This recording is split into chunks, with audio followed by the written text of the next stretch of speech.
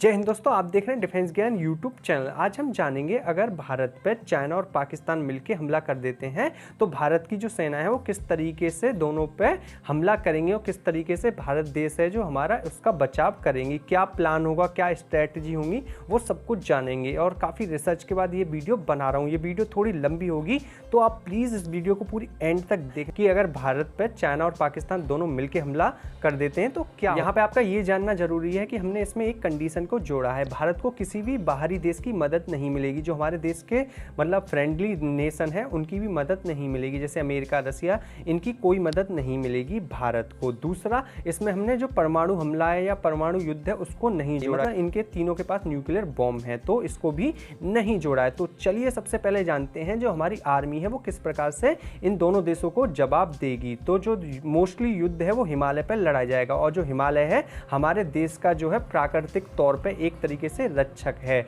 और जो 14,000 फीट की ऊंचाई से ज़्यादा पे युद्ध लड़ा जाएगा। और इस कंडीशन में जो चाइनीज़ आर्मी के जो टैंक्स हैं वो किसी काम के नहीं रहेंगे। सिर्फ और सिर्फ जो हमला करेगी वो आर्टिलरी और इन्फेंट्री जवान का हमला होगा। दूसरा, इंडिया का मकसद कभी भी ये नहीं रहा है कि दूसरे देशों की ज़मीन जाके हड़पें। तो हमारे देश का जो सेना है उसका मेन मकसद होगा जो हमारे देश की रक्षा करना, मतलब हम डिफेंस मोड में रहेंगे। जब भी कोई देश डिफेंस मोड में रहता है तो उसको कम सैनिकों की ज़रूरत पड़ती है जो भी देश अटैक करता है उसके मुकाबले। कम से कम चाइना को हमसे 6 गुना 7 गुना सैनिक चाहिए होंगे, तब वो हमारे देश के सैनिक हैं उनके पार पा पाएगा, मतलब उन पर हमला करके जीत सकता है। और जो हमारे देश के सैनिक होंगे वो स्ट्रेटेजिक पॉइंट पे तैनात रहेंगे। जैसे अगर चाइनीज़ आर्मी अंदर आ रही है तो हम ऊंची ऊंची पहाड़ियों पे तैनात हो जाएंगे। उस टाइम पे जो चाइनीज़ आर्मी है उसको हराना इंडियन आर्मी के को काफ़ी मुश्किल होने वाला। अब यहाँ पे सवाल उठता है तो इंडियन आर्मी की जो मोस्टली जो यूनिट्स हैं या जो भी कॉर्प्स हैं वो चाइना को ही जवाब देने के लिए रहेंगी, क्योंकि जो हमारी देश की जो मोस्टली सेना है वो 12 लाख के करीब है, वहीं जो चाइना के पास 18 लाख के करीब सैनिक हैं। तो इस प्रकार से चाइनीज़ आर्मी को हमारी जो मोस्टली इंडियन आर्मी फेस करेगी। 3 से 4 लाख सैनिक जो हैं वो रह जाएंगे पाकिस्तान को जवाब देने के लिए। तो पाकिस्तानी जो वेस्टर्न बॉर्डर है वहाँ पे पाकिस्तान अब हमला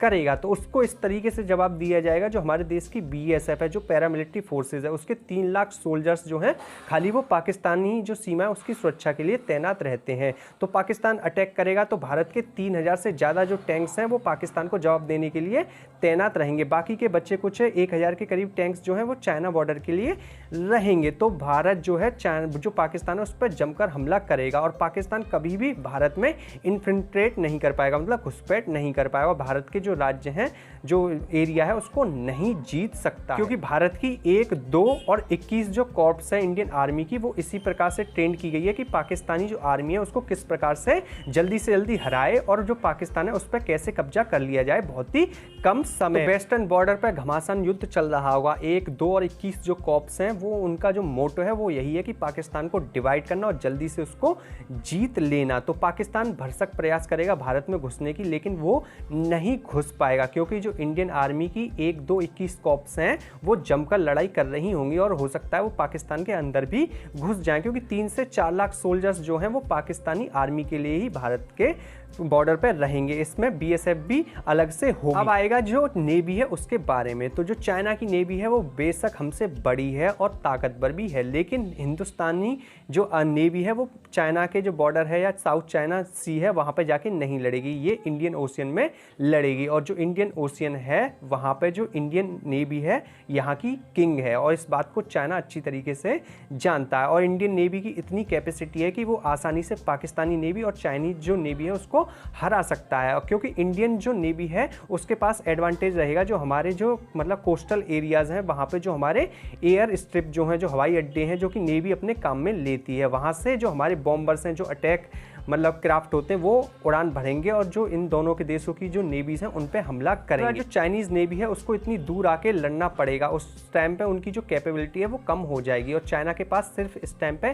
एक एयरक्राफ्ट कैरियर है, तो उनका जो कैरियर बैटल ग्रुप है सिर्फ एक है, और इंडिया के पास भी एक एयरक्राफ्ट कैरियर है। तो चाइना के पास बेशक हमसे ज़्यादा सबमरीन है, लेकिन इंडिया के पास जो अमेरिका से खरीदे हुए P-81 जो एयरक्राफ्ट होते हैं वो एंटी सबमरीन एयरक्राफ्ट हैं, वो हमारे पास हैं। दूसरा, इंडियन जो नेवी है उसके पास इतनी कैपेबिलिटी है कि जो चाइना का जो मोस्टली कच्चा तेल है वो इंडियन ओशियन होके ही गुजरता है, क्योंकि मिडिल ईस्ट से ही अधिकतर तेल प्रोड्यूस होता है और चाइना भी वहीं से खरीदता है। तो इस टाइम पे इंडियन जो नेवी है पूरी तरीके से चाइना और पाकिस्तान का ब्लॉकेट कर देगी, मतलब कोई भी जो कच्चा तेल है वो सप्लाई नहीं हो पाएगा और बिना कच्चे तेल के कोई भी देश ज़्यादा दिन तक युद्ध नहीं लड़ सकता। और चाइना के पास कुछ स्ट्रेटेजिक जो रिजर्व ऑयल होंगे वो ज़्यादा से ज़्यादा 2 या 3 महीने तक ही चल पाएंगे, उसके बाद वहाँ उनको कच्चे तेल की सप्लाई नहीं हो पाएगी। तो चाइना को अगर युद्ध जीतना है तो बहुत ही जल्दी जीतना होगा, जो कि पॉसिबल नहीं। दूसरा, जो भारत की नेवी है काफ़ी ज़्यादा एक्सपीरियंस है, वहीं जो चाइना की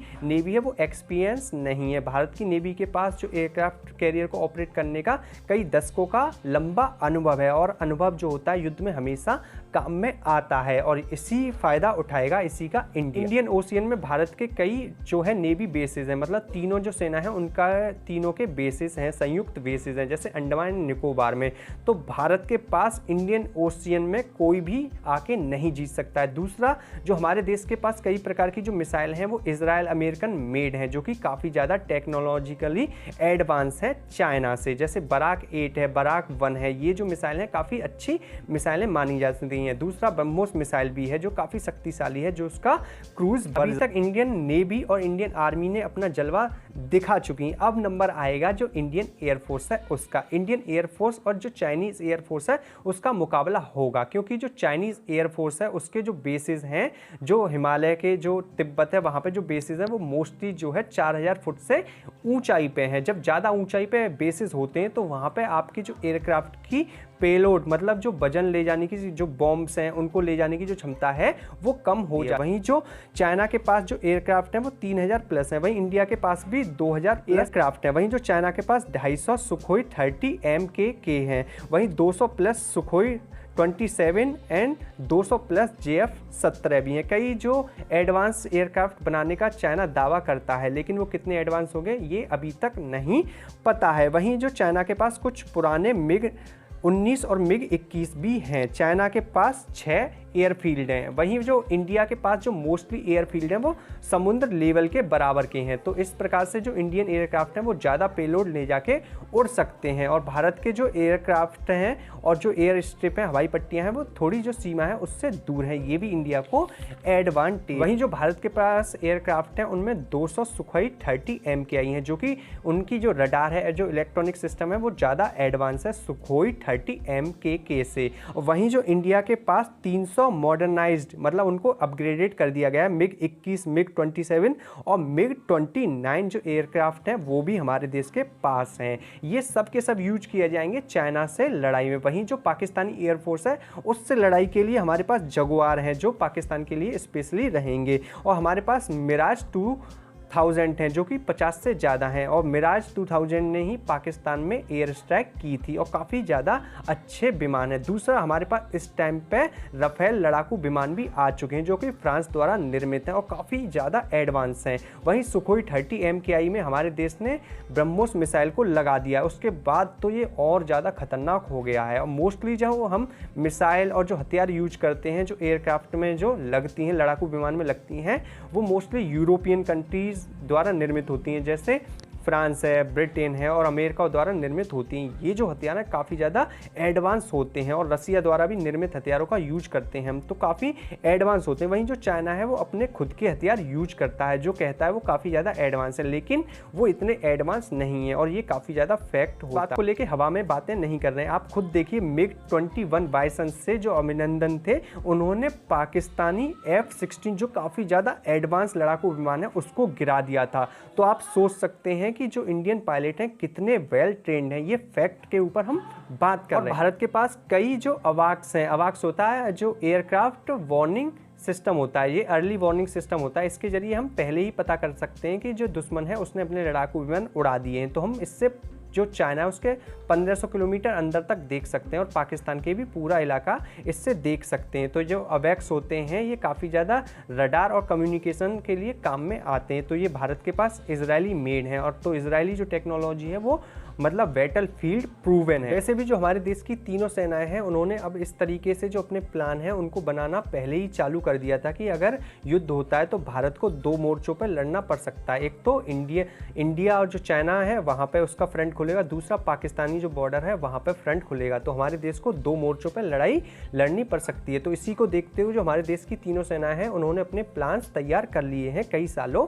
पहले। तो उसी हिसाब से जवाब दिया जाएगा इन दोनों देशों कि अगर इंडिया को दो फ्रंट पे युद्ध करना पड़े तो किस प्रकार से वो करेगा। तो ये जो सारी जानकारी है पब्लिक डोमेन में ऑलरेडी मौजूद है। इससे किसी भी जो हमारे देश की सेना है उनको किसी भी प्रकार से हानि नहीं पहुंची। यहाँ पे आपको एक बात बताना बहुत जरूरी है, जो भी चाइनीज सोल्जर्स हैं वो वन चाइल्ड पॉलिसी के अंतर्गत आने वाले मोस्टली सोल्जर्स हैं। कम से कम 70 से 80% जो सारे सोल्जर्स हैं वो अपने माता पिता की इकलौती संतान है और बहुत ही लाड़ प्यार से इनको पाला गया है। तो ये युद्ध में इतने मतलब कठिन और इतने सशक्त नहीं साबित होंगे, ये चाइना को भी अच्छी तरीके से पता है। इंडियन आज जो सोल्जर्स हैं वो काफ़ी ज़्यादा हार्ड और काफ़ी ज़्यादा जो है सख्त माहौल में पले बढ़े हैं और काफ़ी ज़्यादा सख्त होते हैं। ये बात चाइना को 1962 के युद्ध में भी पता चल गई थी, जब एक एक सोल्जर्स ने कई जो चाइनीज सोल्जर्स थे उनको मारा था। तो इसी वजह से चाइना जो है इंडियन आर्मी की कैपेबिलिटी को जानता है। तीनों ही देश जो है जो मिसाइल्स होती हैं उनका इस्तेमाल नहीं करेंगे। अगर मिसाइल्स का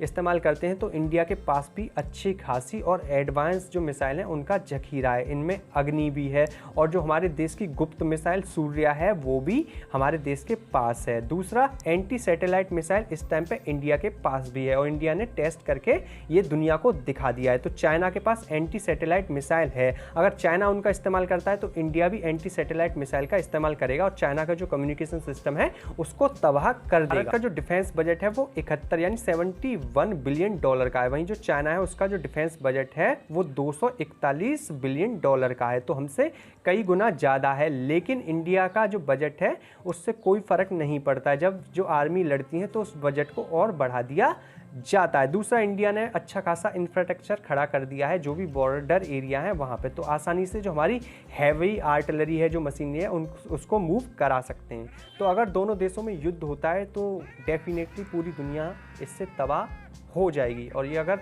पाकिस्तान भी उसमें कूदता है तो भारत दोनों देशों को दो मोर्चों पर जवाब देगा। इसमें हम कैपेबल हैं, ये बात समझ लेनी चाहिए। तो ये एक शॉर्ट और बहुत ही ज़्यादा स्विफ्ट मतलब तेज एनालिसिस किया था हमने आपके लिए। तो आप कभी भी मत डरिए कि जो चाइना और पाकिस्तान दोनों एक हो जाएंगे तो भारत का क्या होगा, वही होगा जो इंडियन आर्मी चाहेगी। तो इसी वजह से चाइना डरता है। अगर आपको वीडियो पसंद आई है तो प्लीज़ इस वीडियो को लाइक करिए, इस वीडियो को शेयर करिए और चैनल को सब्सक्राइब जरूर कर लें, क्योंकि हम आपके लिए डिफेंस, हथियारों से रिलेटेड, इंडियन आर्मी से रिलेटेड, विदेश नीति से रिलेटेड वीडियो लाते रहते हैं। तो प्लीज़ हमारा चैनल सब्सक्राइब कर लें और बेल आइकन भी दबा लें। मिलते हैं आपसे अगली वीडियो में, तब तक के लिए जय हिंद, जय भारत।